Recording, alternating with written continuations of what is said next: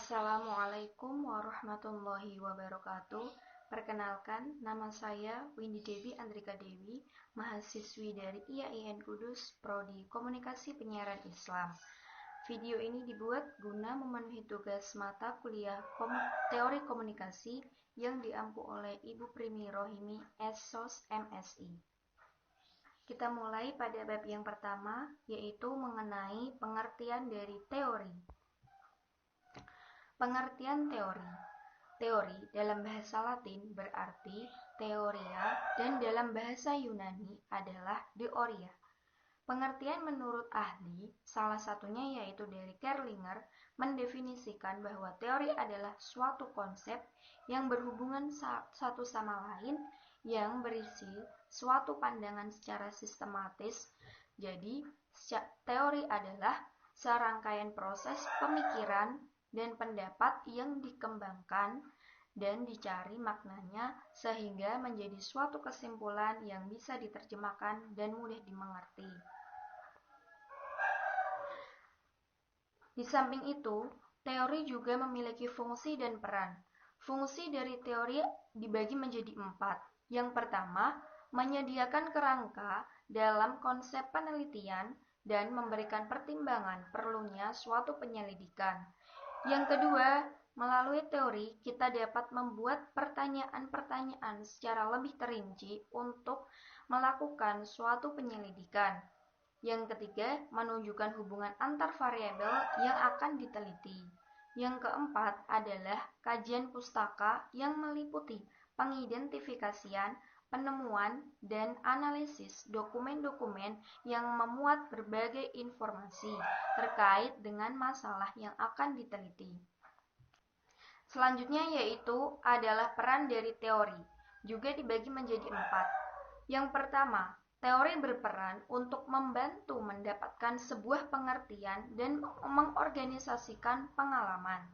Yang kedua, memajukan proses perluasan ilmu pengetahuan secara lebih sistematis dan efektif sehingga mudah dipahami dan mudah dimengerti.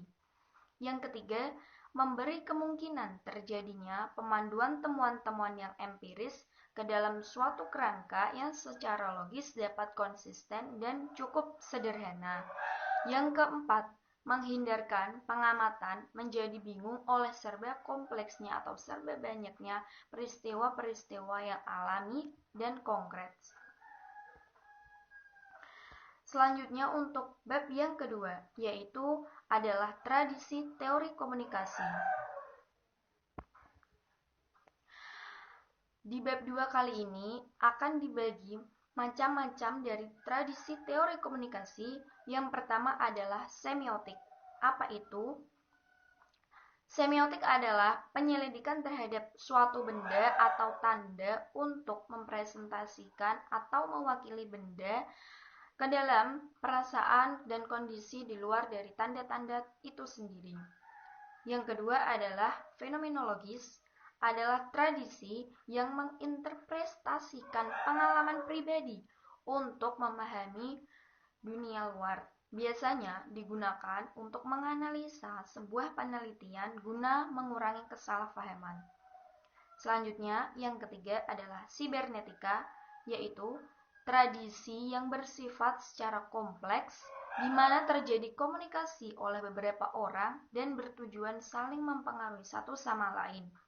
Yang keempat adalah sosiopsikologis, adalah teori yang lebih memfokuskan terhadap perilaku sosial individu dan kepribadian individu dalam memahami dan membalas respon terhadap suatu tindakan. Yang kelima adalah sosiokultural, adalah tradisi yang berkaitan dengan nilai-nilai budaya, makna, aturan yang melalui proses interaksi. Yang keenam adalah kritik, yaitu teori yang berkaitan dengan kesenjangan sosial yang mendominasi bahwa suatu kelompok itu lebih tinggi kedudukannya dibandingkan dan menganggap rendah kelompok lainnya. Yang terakhir yaitu yang ketujuh adalah retorika, yaitu tradisi yang mempelajari komunikasi antar personal dan komunikasi massa. Biasanya dilakukan dengan praktik secara langsung dengan berpidato. Selanjutnya yaitu yang bab yang ketiga adalah teori komunikasi antar pribadi. Teori komunikasi antar pribadi dibagi menjadi dimensi pokok komunikasi organisasi. Di antaranya adalah individu dalam komunikasi antar pribadi itu sendiri, memahami diri sendiri, dan memahami orang lain, aspek relasional atau hubungan dalam suatu komunikasi antar pribadi.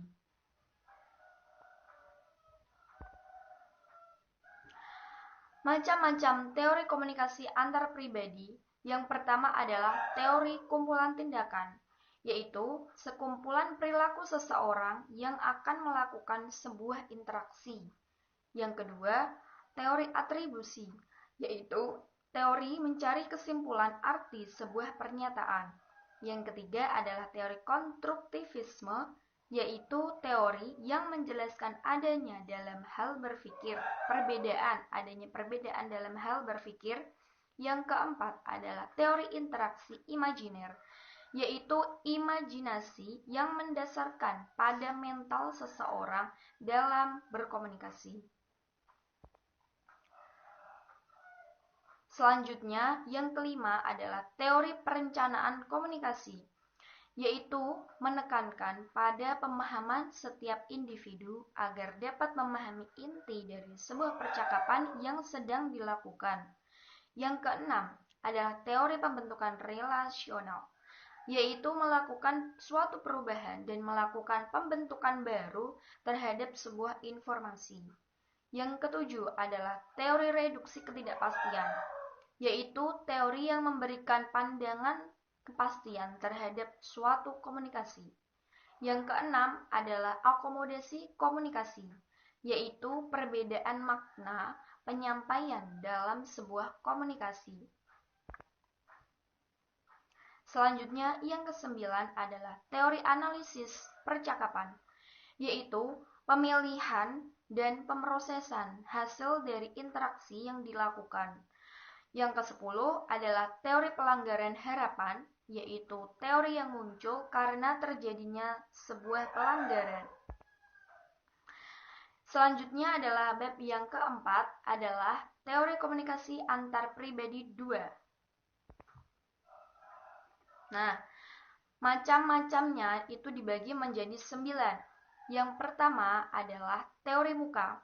Teori ini biasanya digunakan dalam hal bernegosiasi dengan wajah yang dilakukan oleh sebagian orang sesuai dengan budaya dan pendapat mereka guna menyelesaikan suatu permasalahan.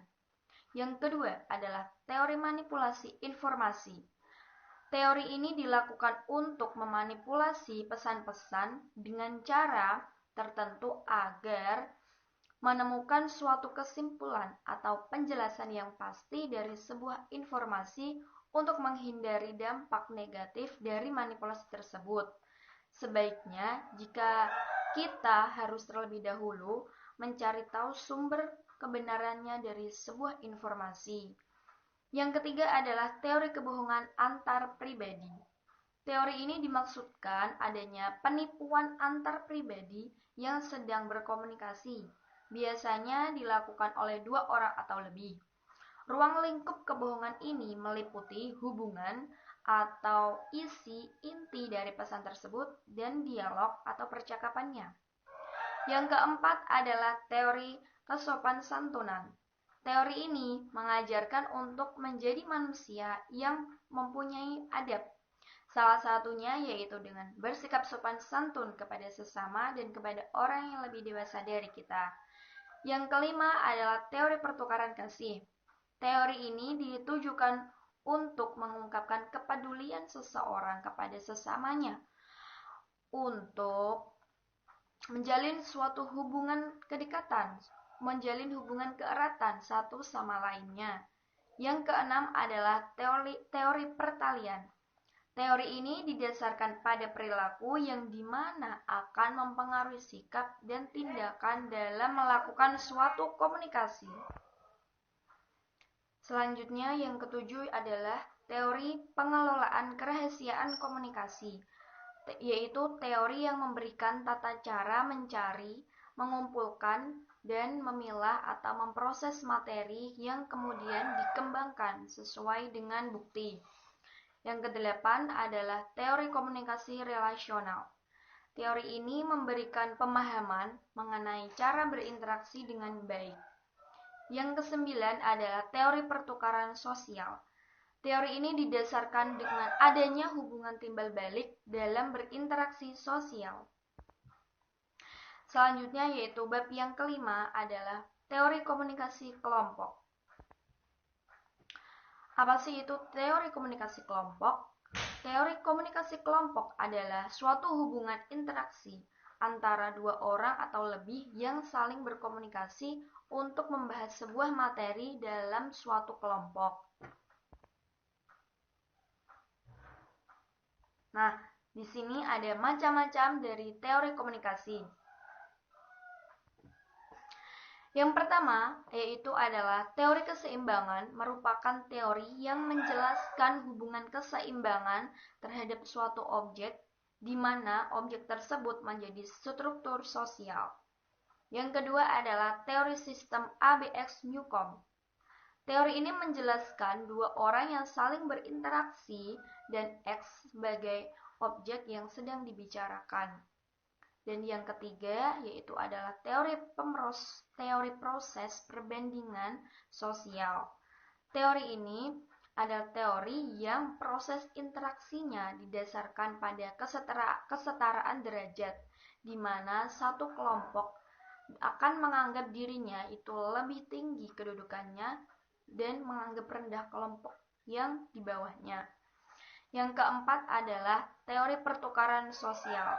Teori ini mendasarkan pada perilaku saling memahami satu sama lain sehingga menimbulkan rasa timbal balik dari usaha yang dilakukannya. Yang terakhir adalah teori sosiometris. Teori ini terbentuk karena adanya daya tarik dari perasaan yang muncul pada saat melakukan interaksi sosial. Selanjutnya adalah bab yang keenam, yaitu lanjutan teori komunikasi kelompok. Nah, macam-macam dari teori komunikasi kelompok. Yang pertama yaitu teori Homans. Teori ini muncul karena terjadinya kegiatan komunikasi interaksi dengan orang lain dan munculnya perasaan setelah melakukan interaksi sosial. Yang kedua adalah teori analisis proses interaksi. Teori ini merupakan hasil analisis dari adanya proses interaksi sosial. Yang ketiga ada teori konvergensi simbiolik. Teori ini muncul karena permainan kata atau simbol sebuah kata yang diucapkan dalam berkomunikasi. Yang keempat adalah teori kepribadian kelompok, merupakan karakter sikap dari setiap individu saat melakukan interaksi.